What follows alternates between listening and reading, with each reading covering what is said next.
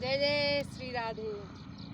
आज श्रीधाम वृंदावन में यमुना जी के किनारे यमुना मैया में जो जीव जंतु रहते हैं उनके लिए शादी और आप सभी श्रीधाम वृंदावन से यमुना जी का दर्शन कर रहे हैं। आज एकादशी का पावन पर्व भी है। कहते हैं कि बड़े सौभाग्यशाली होते हैं वे जीव जिनको श्रीधाम वृंदावन में आश्रय मिलता है, श्री किशोरी जी की चरण सेवा मिलती है, धाम में रहने का सौभाग्य मिलता है। और हम सभी तो बड़े ही सौभाग्यशाली हैं जो श्री जी ने कृपा करके व्रजवासी बनाया, वृंदावन धाम दिया और नित्य यमुना जी का स्नान, नित्य यमुना दर्शन। आज तो परिक्रमा भी लगाई, आप सबने लाइव देखा भी होगा। और कहते हैं कि ये जो यमुना मैया हैं वो यमराज की बहन है, सूर्यदेव की पुत्री है और मेरे भगवान श्री कृष्ण की पटरानी भी है। तो भक्ति देने में भी यमुना मैया बहुत श्रेष्ठ बताई गई है। अगर भक्ति की प्राप्ति करनी है तो व्यक्ति को यमुना किनारे जाना चाहिए और मुक्ति प्राप्त करनी है तो व्यक्ति को माँ गंगा के किनारे जाना चाहिए। देखो, अगर भाव है तो सब कुछ प्राप्त हो सकता है, क्योंकि कहते हैं भाव के वश में है भगवान। भाव बिना निधिवन मधुवन लागत सब वीरान, भाव के वश में है भगवान।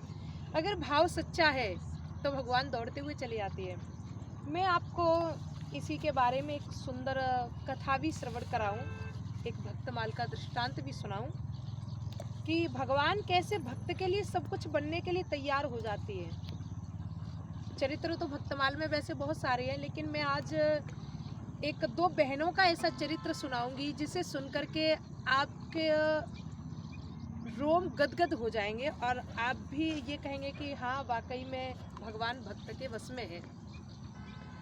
यहाँ वृंदावन में ब्रज 84 कोस मंडल का है और यहाँ पास में ही एक गांव है, राल गांव, जय छठी करा। ये तो दो बहनें हैं, एक बहन का नाम है चंपा और दूसरी का नाम है चंपकलता। कहते हैं कि बड़ी ही गरीब घर से थी ये दोनों बहनें। और एक दिन की बात है कि ये दोनों बहनें जब अपना माखन बेचने के लिए मथुरा में श्रीधाम वृंदावन में कभी कभी आया करती थी, तो घर में इतने गरीबी है, ज़्यादा पैसा तो है नहीं।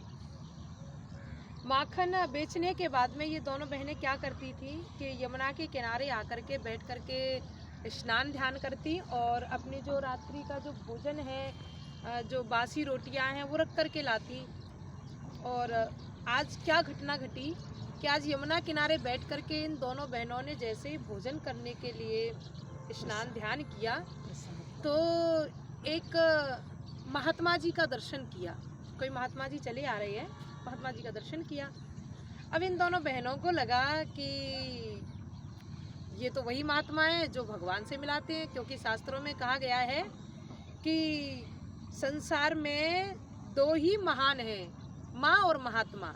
तीसरे अगर परमात्मा की प्राप्ति करनी है तो इनके चरणों का आश्रय लेना पड़ेगा। तो दोनों बहनों ने विचार किया कि ये तो महात्मा है जो हमें भगवान से मिलाने वाले हैं।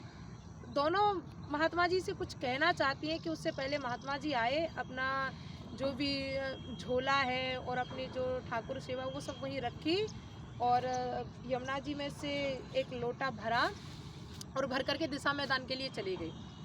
अब कहते हैं कि जैसे ही ये दिशा मैदान के लिए चले गए तो बहनों ने विचार किया कि हो न हो इन्होंने हमारे ठाकुर जी को कहीं छुपा करके रखा है। तो दोनों बहनों ने क्या किया कि एक बहन ने कहा, एक काम करो, महात्मा जी ने अगर देख लिया कि हम उनके झोले की तलाशी ले रहे हैं तो नाराज़ हो जाएंगे, फिर क्या करना चाहिए। बोले, मैं महात्मा जी को देखती हूँ जा कर के और आप तब तक उस झोली में देखो कि इसने हमारे लल्ला को, हमारे ठाकुर जी को कहाँ छुपा करके रखा है भगवान को। ठीक है। तो वो सखी तो चली जाती है। इधर दूसरी बहन ने क्या किया कि झोले की तलाशी ली तो एक डिब्बे के अंदर बंद श्री लड्डू गोपाल जी रखे हुए थे। तो उसने इशारा करके पूछा, क्यों भगवान मिल गए क्या? तो जो सखी ठाकुर जी को देख रही थी, जिसने देखा उसके नेत्रों में से अश्रुधार बहने लग गई कि हाय ये बाबा कितना निर्दयी है कि इसने हमारे लड्डू गोपाल को यूं बंद करके रखा है, बड़ा निर्दयी बाबा, ये महात्मा कैसे हो सकता है। दूसरी बहन देखने के लिए आई और दूसरी बहन ने भी जब ठाकुर जी की यह स्थिति देखी कि डिब्बे के अंदर बाबा ने बंद करके रखा है भगवान को, तो उनको भी रोना आ गया। उन्होंने झटपट क्या किया कि ठाकुर जी को बाहर निकाला और बोले कि इनके तो जो चरण हैं, जो हाथ पैर हैं, वो टेढ़े हो गए हैं। क्योंकि आपने देखा होगा अक्सर करके लड्डू गोपाल यूँ बैठे रहते हैं, हाथ में लड्डू लिए हुए और एक हाथ यूँ रखे हुए और एक घोटू तोड़ करके। तो बहनों को इतनी दया आई और रोना भी आया, तो उन्होंने क्या किया कि माखन की जो मटकी थी उसमें से थोड़ा बहुत माखन बचा था, तो बहनों ने माखन को निकाला और हाथ से लेकर के ठाकुर जी के ऐसे पैरों में लगाने लग गई, हाथों में लगाने लग गई कि हाय हाय बाबा निर्दयी है, पता नहीं ठाकुर जी को कब से इसने डिब्बे में बंद करके रखा है, इसलिए ठाकुर जी के हाथ पैर सारे सिकुड़ गए हैं। कहते हैं कि इधर बहनों को भाव मुद्रा में इतना खो गई कि इनको याद नहीं रहा कि महात्मा जी आ जाएंगे। इधर महात्मा जी जैसे ही आए तो दिशा मैदान से आए, बोलते तो हैं नहीं, जल्दी जल्दी स्नान ध्यान किया और चिल्लाने लग गए, फटकारने लग गए। बहनों ने क्या किया कि बाबा को देखते ही लड्डू गोपाल को जैसे डिब्बे में बंद करना चाहा, तो बहनों को देखते ही ठाकुर जी ने पैर तो लंबे कर दिए। क्यों? क्योंकि भगवान भाव के बस में है, पैर लंबे कर दिए। अब वो उसको डिब्बे में रखना चाहते हैं, तो डिब्बा है छोटा और ठाकुर जी के पैर हो गए लंबे, तो कैसे ठाकुर जी उस डिब्बे के अंदर आए। महात्मा जी ने आकर के देखा कि ये तो पैर लंबे हो गए हैं ठाकुर जी के। तो महात्मा जी ने क्या किया कि जैसे ठाकुर जी को हाथ लगाया और गुस्से में तिलमिला उठे और दोनों बहनों को फटकार लगाई। लेकिन यहाँ भगवान की लीला देखो कि जैसे ही भगवान को हाथ लगाया महात्मा जी ने, कि भगवान ने अपने हाथ पैर पहले की तरह सिकोड़ लिए। अब तो बहनें कहने लग गई, अरे देख देख बहन, ये बाबा बड़ा ही निर्दयी है। क्यों? क्योंकि बाबा के डर की वजह से लाला ने अपने पैर अपने आप सिकोड़ लिए हैं। महात्मा जी को बहुत रोना आया और महात्मा जी कहते हैं कि हे सरकार, मैंने जीवन भर आपकी तपस्या की, आपका भजन किया, आपके निष्काम भाव से सेवा की, आपका भजन किया और इतना सत्संग किया, फिर भी आप मुझे प्राप्त नहीं हुए। और इन दोनों बहनों के प्यार में ऐसा क्या दिखा, ऐसा कौन सा भाव आपको पसंद आया कि आपने इनको दर्शन दिया, इनके कहने मात्र से पैर लंबे कर लिए और मुझे देखते ही, मेरे छूने मात्र से आपने अपने पैरों को सिकोड़ लिया है।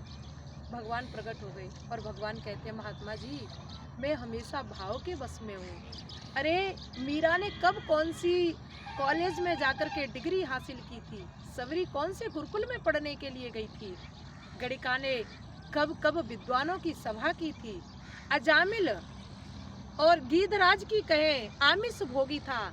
लेकिन हमारे बिंदु गोस्वामी जी कहते हैं कि यही हरिभक्त कहते हैं, यही सदग्रंथ गाते हैं, न जाने कौन से गुण पर दया निधि रीच जाते हैं, नहीं स्वीकार करते हैं निमंत्रण निप सुयोधन का, और विदुर के घर पहुंच करके वो भोग छिलकों का लगाते हैं, न जाने कौन से गुण पर दया निधि रीच जाते हैं, न रोए बनगमन में श्री पिता की वेदनाओं पर, लेकिन लगाकर हृदय से गीत को निज गोद में वो आंसू बहाते हैं, न जाने कौन से गुण पर दया निधि रीच जाती है। तो भगवान की लीला अपरंपार है। मैं इतना ही कहना चाहूँगी कि आप सब अपने हृदय में भाव रखें, भक्ति करें, और अगर भाव के साथ में, भक्ति के साथ में श्री धाम वृंदावन में आ रहे हैं तो हमारी यमुना मैया, हमारी राधा रानी, हमारे गोविंद भगवान आप सबके जीवन में अपनी कृपा बरसाए रखेंगे। वृंदावन विहारी लाल की जय। हम नित्य ऐसे ही यमुना किनारे वृंदावन में जब तक रहते हैं, यमुना जी का दर्शन करने के लिए आते हैं, तो आप सबकी तरफ से भी मैं यमुना जी को प्रणाम कर लेती हूँ और यमुना मैया जी की तरफ से आपको बहुत बहुत आशीर्वाद, बहुत बहुत साधुवाद। जय जय श्री राधे।